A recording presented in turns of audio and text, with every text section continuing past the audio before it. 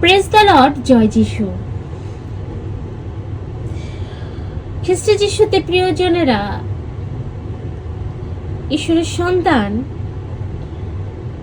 আমাদের জীবনে যদি আমরা শিখে যাই ধন্যবাদ স্তুতি করা, তাহলে জীবনের অনেক সমস্যা, অনেক কষ্টগুলো আমরা শক্তি ধারণ করে এগিয়ে যাওয়ার শক্তি পাব।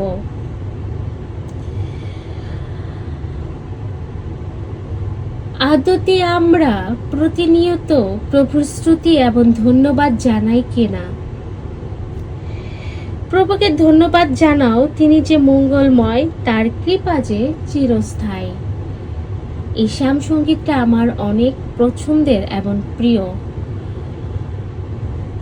এটা আমার মুখস্থ এবং প্রতিদিনের প্রার্থনা আমি বলে থাকি, কারণ পিতা ঈশ্বরের অসীম করুণায় তিনি আমার উপর দেখিয়েছেন।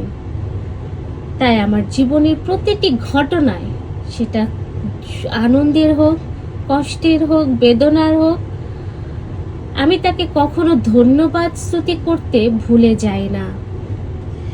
যদিও আমরা কষ্টের মুহূর্তগুলোতে প্রার্থনায় মন বসাতে পারি না, বা তার থেকে দূরত্ব হয়ে যাই, বা আমরা প্রার্থনায় তো বসে থাকি, আমাদের হৃদয় এবং চিন্তা আমরা অনেক দূরে, আমাদের অন্য কিছু চিন্তিত করে ফেলে।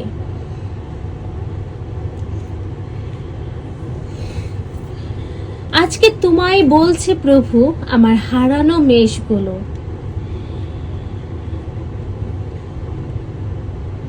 যে তুমি কষ্টে আছো, বিছানায় শুয়ে আছো, বেডে, যে হসপিটালে আছো তুমি, যে তোমার বাড়িতে তুমি নরক যন্ত্রণার মধ্যে, নেশাগ্রস্ত স্বামী, নেশাগ্রস্ত সন্তান, বা পাড়া প্রতিবেশীর যন্ত্রণায়, হয়তো তোমার ছেলে তোমায় দেখাশোনা করে না, তুমি কষ্টে আছো, হয়তো তোমার পরিবার থেকে তুমি বিচ্ছেদ, ভালোবাসার অভাব, এই সমস্ত কিছুই একমাত্র পূর্ণ করতে পারে খ্রিস্ট যিশু, এবং তোমার জীবনে করে আসছে।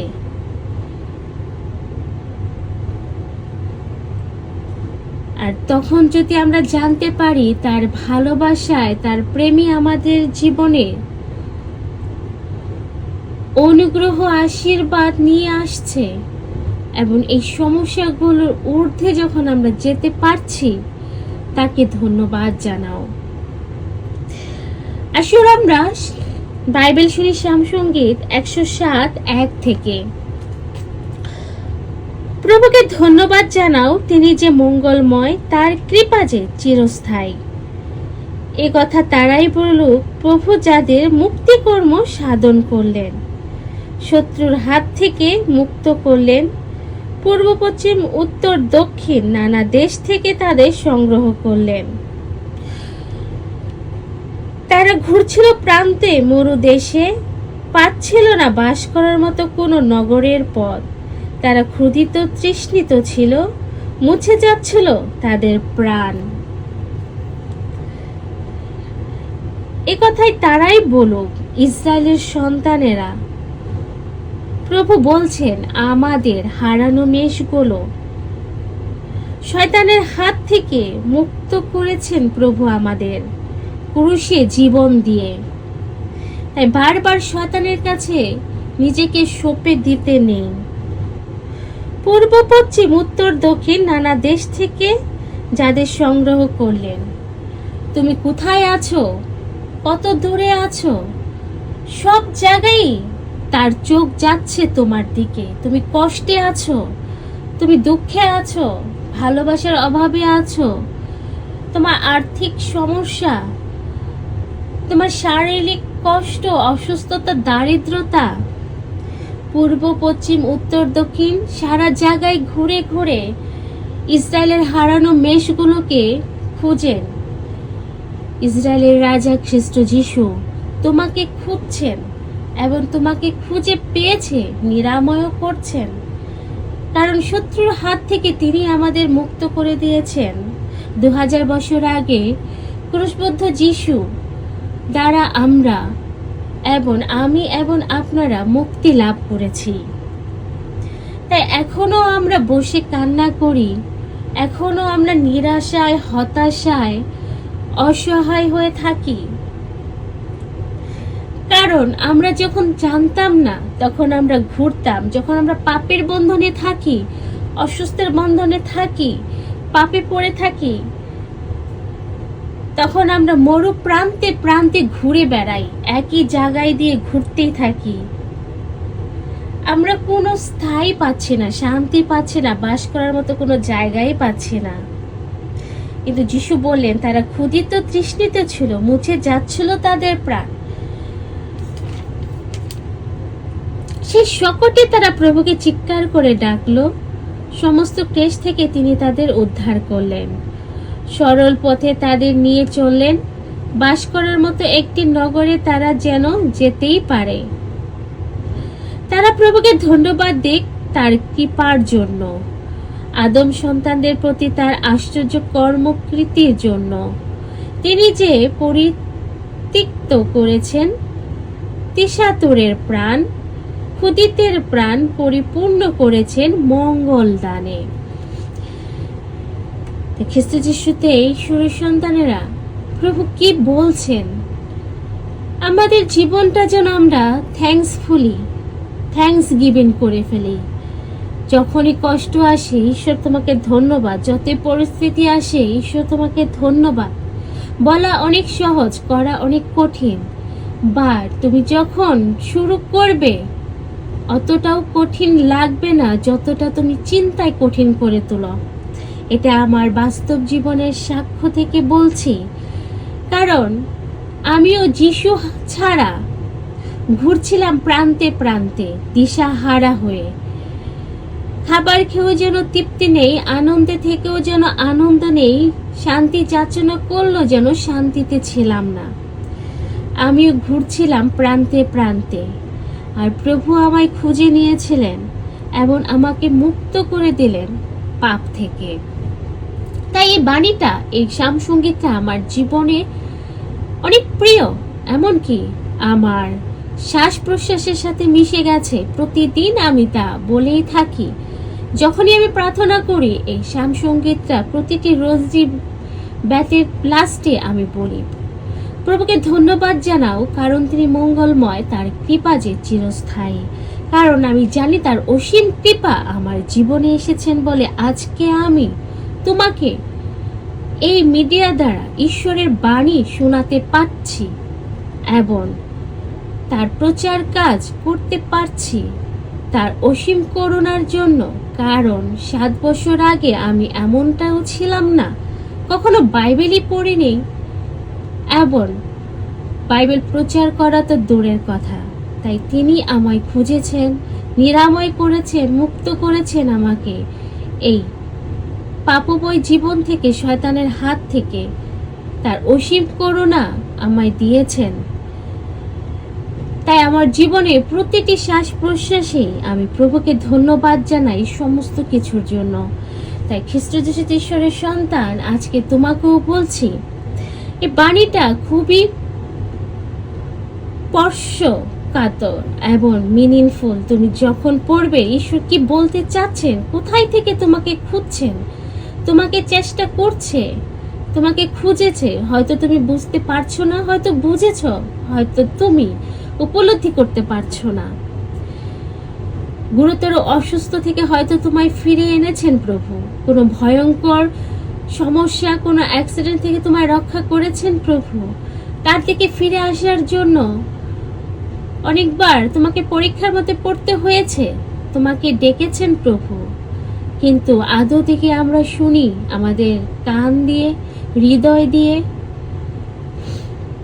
কারণ প্রভু করুণাময়, দয়াবান। তার করুণা, তার দয়া, সে যে মহান।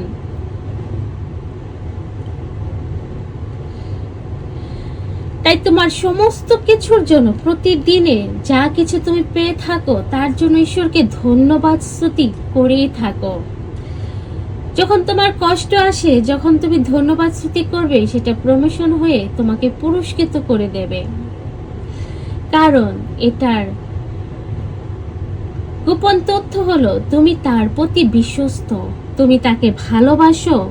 যতই কষ্ট আসুক, তুমি তাকে দোষারোপ করো না, সে জবের মতো তুমি তার স্তুতি করো, তার প্রশংসা করো।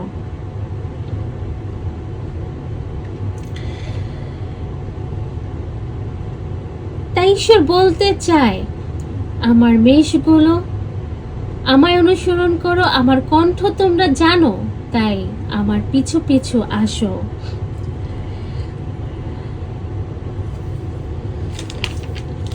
কারণ প্রভু করুণাময়, তার কৃপা যে চিরস্থায়ী। তুমি যতই পাপে পড়ে থাকো, তুমি যতই অবিশ্বাসী মন নিয়ে থাকো, তবু তোমার প্রতি তার করুণা, তার কৃপা তিনি দেখান।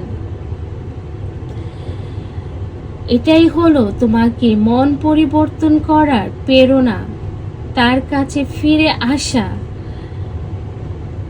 আমাদের ঠিক জায়গা জানতে হবে, ঠিক রাস্তায় যেতে হবে। আসলে কোথায় গেলে আমরা পরিত্রাণ পাব, মুক্তি পাব এবং খ্রিস্ট যিশুকে পাব। তোমার ভালোবাসা যদি যিশু খ্রিস্ট হয়, তাহলে তোমার লক্ষ্য হবে তার পথে চলা। আর সেই পথ চলাই তোমাকে শিখাবে বাণী ধারণ করা, বাণী মেনে চলা এবং তার আজ্ঞার পালনের দিকে তোমাকে নিয়ে চলা।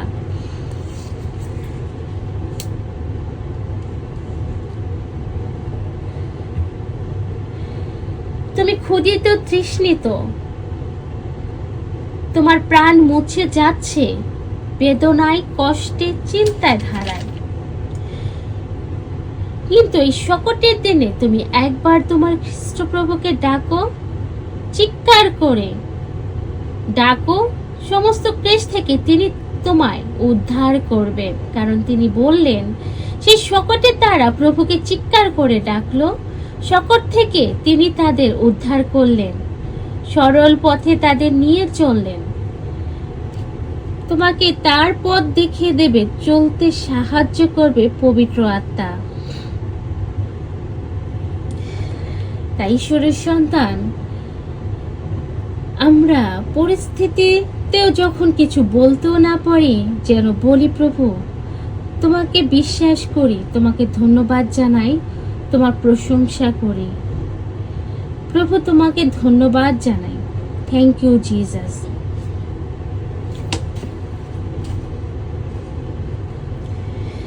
যিশু এও বললেন, মার্ক 8 থেকে আমরা শুনি 34,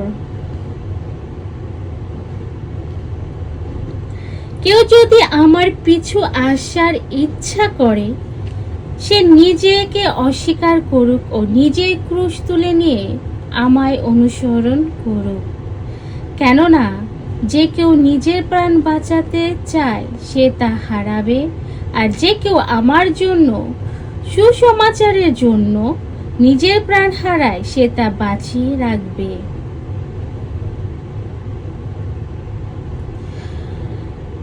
খ্রিস্ট যিশু কি বললেন?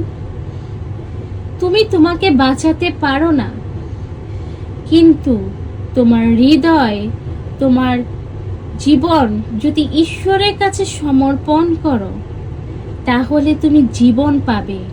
কারণ খ্রিস্ট যিশু জীবন, জীবিত, তার বাণী তোমায় বাঁচিয়ে রাখবে। বাস্তব মানুষ যদি সমস্ত জগৎ জয় করে নিজের প্রাণ হারিয়ে ফেলে, তাতে তার কি লাভ হবে? আমি বাণী প্রচার করি, আমি দান দক্ষিণা করি, আমি যতই না ভালো কাজ করি, যদি আমার হৃদয়ের সাথে, ঈশ্বরের সাথে সম্পর্ক না থাকে, আমার কাজ, আমার জীবনযাপন যদি ঈশ্বরের চোখে গ্রহণীয় না হয়, তাহলে এই সমস্ত আমার কি লাভ যদি আমার অন্তর, আমার আত্মাটাকে আমি হারিয়ে ফেলি? সবার প্রথম যদি আমার ভিতর থেকে আমার হৃদয়টাকে আমি পরিশুদ্ধ রাখি এবং ঈশ্বরের সাথে যুক্ত থাকি, রিলেশনশিপ গভীরত্ব যেতে পারি, তাতেই না আমার লাভ, আমি অনন্ত জীবন পেতে পারি। এখানে যিশু বলছেন, কিংবা মানুষ নিজের প্রাণের বিনিময়ে কি দিতে পারবে?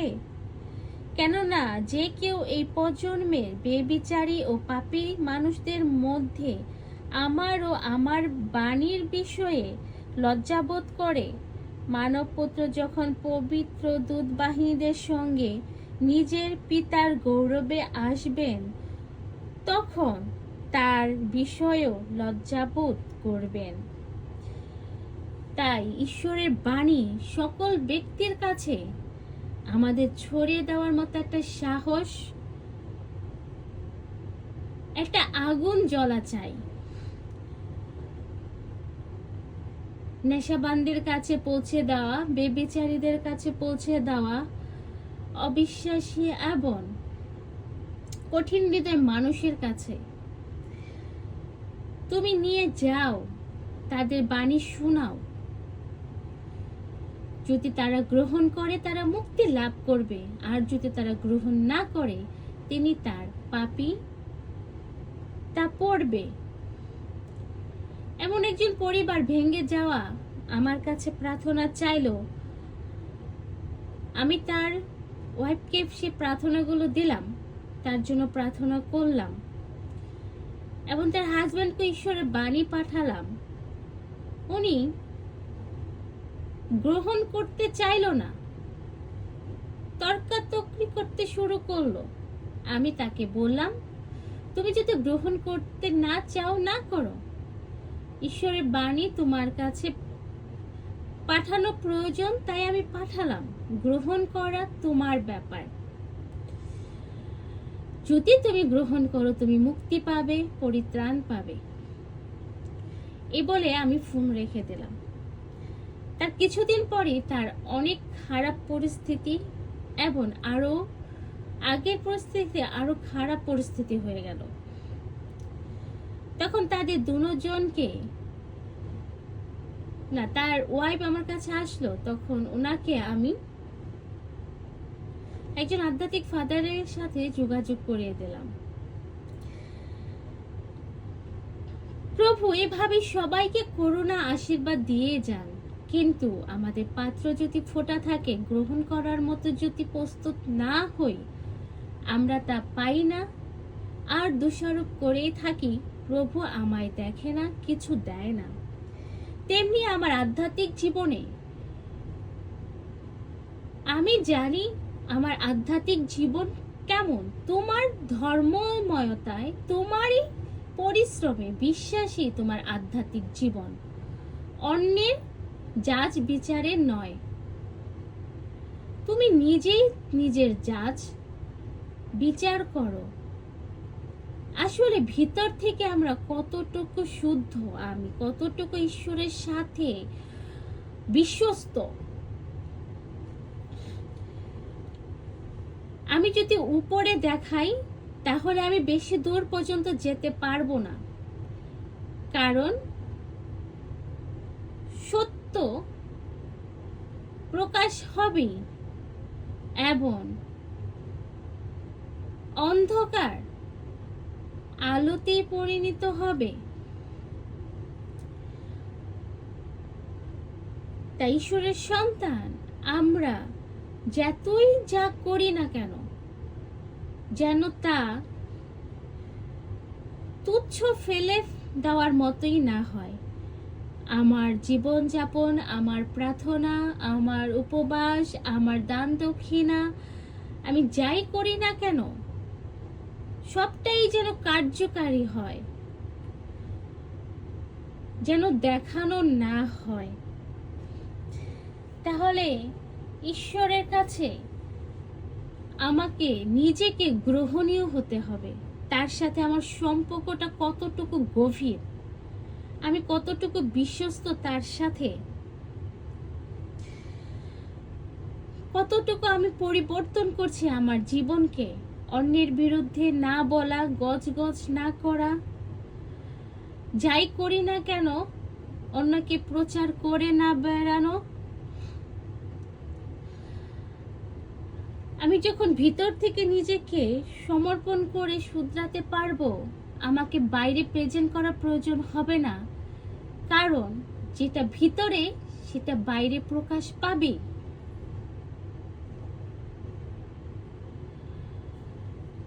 খ্রিস্ট যিশু ঈশ্বরের সন্তান, তোমার আলো যখন প্রকাশ পাবে সবাই দেখবে, কারণ আলোকে কেউ চাপা দিয়ে রাখতে পারে না। অন্ধকার থাকে না যেখানে আলো থাকে। তাই তোমার ভিতরে যদি আলো থাকে, অন্ধকারকে তুমি জয় করবে, অন্ধকার সেখানে থাকতেই পারবে না। তাই তোমাকে প্রমাণ করতে হবে না, কারণ তোমার জীবনটাই ঈশ্বরের আলোময় হয়ে থাকবে। তাই আমাদের জীবন যাপন, আমাদের কাজকর্ম আমরা যেন ঈশ্বরের কাছে সেইভাবেই সমর্পণ করে থাকি, এমন বিশ্বস্ত যেন থাকতে পারি, যেন আমাদের না শোনা হয় তুমি যতই না বাণী প্রচার করো, যতই না আধ্যাত্মিক অলৌকিক কাজ করো, যদি তোমার নিজের জীবনটাই, আত্মাটাকে হারিয়ে ফেলো, তাতে আমার কি লাভ? এটা অনেক ভয়ঙ্কর এবং কঠিন একটা শব্দ। আসলে আমি আমার দিক থেকে বলতে গেলে দেখা যাচ্ছে, আমি সকাল 4টায় উঠি, আমি আমার যাবতীয় প্রার্থনা কাজ সেরে 6:30টায় বের হয়ে যাই কাজের জন্য। দাঁড়িয়ে দাঁড়িয়ে 8 ঘন্টা ডিউটি করার পর ঘরে আসতে 5:30 বেজে যায়। তারপর ঘরের অনেক কাজগুলো থাকে, প্রার্থনা থাকে, অবশ্যই তার জন্য প্রার্থনা 2 ঘন্টা থাকে। এই সব করতে করতে রাত 8টা-9টা বেজে যায়। বাকি কাজগুলো সেরে করতে করতে দেখা যায় 12টার সময় বেড়ে যাওয়া হয়। আবার সকালবেলা উঠতে হবে। টাইম খুব দ্রুত চলে যাচ্ছে। ছুটির দিনও একই অবস্থা হয়। একদিন ছুটি থাকে, পরিবার অনেক কাজগুলো থাকে। আমেরিকার জীবনযাপন খুবই কঠিন, নিজের কাজ নিজের করতে হয়। এখানে কাজের মানুষ পাওয়া যায় না যে আমাকে সাহায্য করবে। রান্না থেকে শুরু করে লন্ড্রি করা, বাজার করা সব তোমায় করতে হবে। সেগুলা করার পর আর ঘরে যদি বাচ্চা থাকে আরো কঠিন পরিস্থিতি। সবকিছু করার পর যে সময়টা তুমি রেস্ট করতে চাই, সেটা রেস্ট না করে আবার প্রচার করতে বসা, বাইবেল পড়া, প্রার্থনা, ভিডিও বানানো এবং আপনাদের জন্য সে ভিডিও দেওয়া। অনেক ভাই ও বোনেরা বলে ইন্ডিয়া থেকে যে দিদি প্রতিদিন ভিডিও পাঠাও, তাদের জন্য আসলে আমার জন্য অনেক হার্ড হয়ে যায়। কারণ আমার ছুটির দিন আমি চেষ্টা করি, এমন আমার অনেক বাকি কাজগুলো থাকে, সেগুলো আমি নাই ধরলাম, বাট প্রচার করা আমার প্রথম কাজ, যেটা খ্রিস্ট যিশু আমাকে দিয়েছেন। অনেক সময় রাত 12টা-1টার সময় আমি ভিডিও ডাউনলোড করতে থাকি। তা আমার সময়টা খুব টাফ। তোমরা অনেকে আশায় থাকো, তাই আমি প্রতিদিন তোমাদের যিশুর প্রশংসা এবং স্তুতি করার জন্য ছোট ছোট শর্ট ভিডিও গানগুলো ছেড়ে থাকি, এবং তোমাদের কাছ থেকে অনেক সাপোর্ট, তোমাদের অনেক ভালো লাগে আমি জানি। তাই কষ্ট হলেও আমি সেগুলো বানিয়ে প্রতিদিন ছাড়ার চেষ্টা করি। তাই এই কাজগুলো আমি যদি ভিডিও বানানো লেট হয়ে যায় বা 1 সপ্তাহ না পারি আমার ব্যক্তিগত কাজের সমস্যার জন্য, আমার ভিতরে একটা কষ্ট সৃষ্টি হয়। আমি রেস্ট না করে, না ঘুমিয়ে আমি সে কাজটা করার চেষ্টা করি যে কাজটা ঈশ্বর আমাকে দিয়েছেন।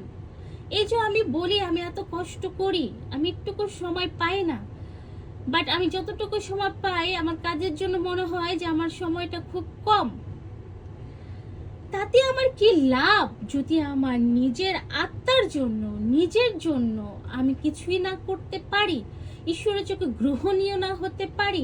আমার এই কাজ যদি ঈশ্বরের কাছে গ্রহণীয় না হয়, আমার জীবনযাপন যদি ঈশ্বরের কাছে গ্রহণীয় না হয়, তাতে আমার কি লাভ? আমি মনে বলতে পারি আমি অনেক হার্ড ওয়ার্ক করি, কিন্তু যদি খ্রিস্ট যিশুর চোখে আমার এই কাজ গ্রহণীয় না হয়, তাহলে আমার কি লাভ যদি আমার নিজের আত্মাটাকে হারাই?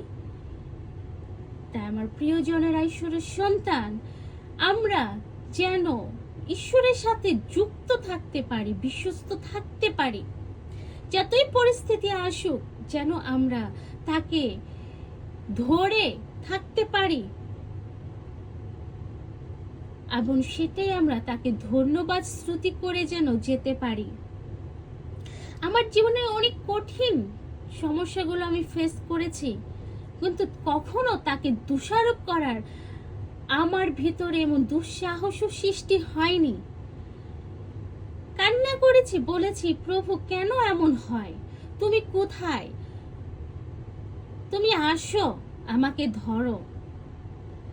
না হয়তো আমি আমার ফিউচার ফাদারের কাছে চলে গেছি, তাকে আমি ফোন করেছি, কিন্তু প্রভুকে কখনো দোষারোপ করার মতোই মনোভাব আমার কখনো আসে নাই। তার জন্য ঈশ্বরকে ধন্যবাদ জানাই, কারণ তিনি আমার জীবনে অনেক করুণা দেখিয়েছেন। অনেক করুণায় আমি তার কাছ থেকে পেয়েছি এবং পেয়ে যাচ্ছি।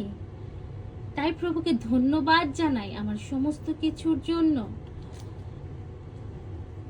তাই আমার ভাই ও বোনেরা, ঈশ্বরের সন্তান, আমরা যেন বিশ্বস্ত থাকি। আর বিশ্বস্ত আমরা যেন যিশুর বাণী যত শুনবো, তত আমাদের ভিতর বিশ্বাস জন্ম নেবে। শোনার মাধ্যমে তার অনুগ্রহ পাওয়া যায়। তুমি যত বলবে তার থেকে শোনার চেষ্টা করো। যখন তুমি শুনবে তখন তুমি বুঝবে, আর সেটা তোমার জীবনে, তোমার ভিতরে একটা বীজের মতো বপন হবে। সেখানে তুমি সে বাণী ধরে রাখতে পারবে, আর যখন সময় আসবে তখন তুমি বলতে পারবে।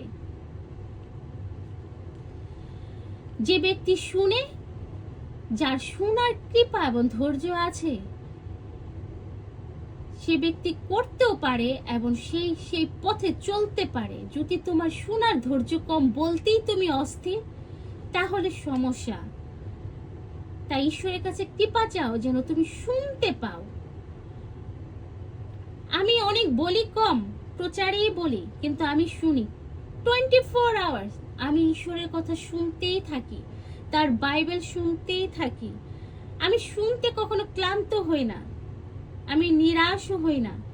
অনেকে আমাকে বলে কাজের জায়গায়, আমি ঘরে অতটা সময় না পেলেও আমার কাজের জায়গায় আমি হেডফোনে বাইবেল অডিও শুনতে থাকি। অনেকে আমায় বলে, মনি তুমি 8 ঘন্টা এত শুনো, তোমার কানের সমস্যা হয়ে যাবে। আমি তাকে বলি, আই ক্যান্সেল তোমার এই কথা in the name of Jesus. আমার কানে আরো পাওয়ার, আরো শক্তি হবে। কখনই ঈশ্বরের কথা শুনে আমার কানের সমস্যা হবেই না। তোমার কথা আমি ক্যান্সেল করে দিলাম। কোথায় থেকে আসে এই শক্তি? ভালোবাসা। অধৈর্য লাগে না, শুনতে শুনতে ভিতরে সেই বাণী দেহ ধারণ করে কাজ করা শুরু করে দেয়।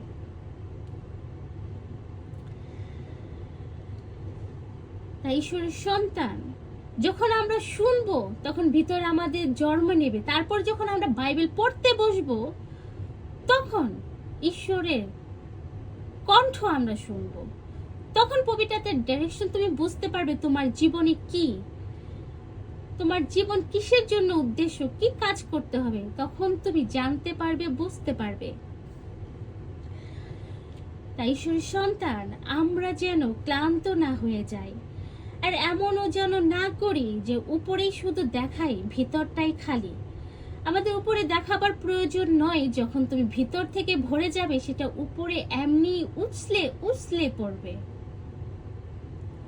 এটা আমার বাস্তবতা জীবন থেকে তোমায় বলছি। যার প্রেমে তুমি যখন একদম গভীর হয়ে যাবে, তখন তোমার বলার, মুখ দিয়ে বলতে হবে না, তোমার জীবন যাপনই তা প্রকাশ পাবে। আসলে তোমার সাথে কার সম্পর্ক আছে, তোমার কথায় ঈশ্বরের উপস্থিত বোঝা যাবে। তোমার প্রচারে মানুষের হৃদয় স্পর্শ হবে, সুস্থতা লাভ করবে। তোমার কাছে মানুষ প্রার্থনা চাইবে। কেন? কারণ তুমি ঈশ্বরকে তোমার ভিতরে রেখেছো, তোমার ভিতরে ঈশ্বর, তুমি তার সাথে যুক্ত, এবং তোমার সঙ্গে ঈশ্বর যুক্ত হয়ে আছেন। কারণ যিশু বলেছেন, যে আমার আদেশ মেনে চলে, আমায় ভালোবাসে, আমি আমার পিতা তার কাছে যাব, তার সাথে আমরা বসবাস করব। তাই ঈশ্বর তোমার সাথে বসবাস করছেন। কিভাবে জানবো? তোমার জীবন যাপন, তোমার কথায়, তোমার চিন্তায়, তোমার কাজে। তাই ঈশ্বরের সন্তান আমরা যেন এইভাবে জীবনে প্র্যাকটিস করি যিশুকে প্রতিদিন। আজকে মিস্টেক হয়ে গেছে, পাপ হয়ে গেছে, আবার নতুন দিনে থেকে নতুন করে শুরু করার চেষ্টা করি, নতুন করে বলার চেষ্টা করি, করার চেষ্টা করি। এভাবে আমরা পূর্ণতা লাভ করব। যিশু খ্রিস্টের বাণী এবং ভালোবাসা আপনার জীবনে পূর্ণতা নিয়ে আসুক। জয় যিশু।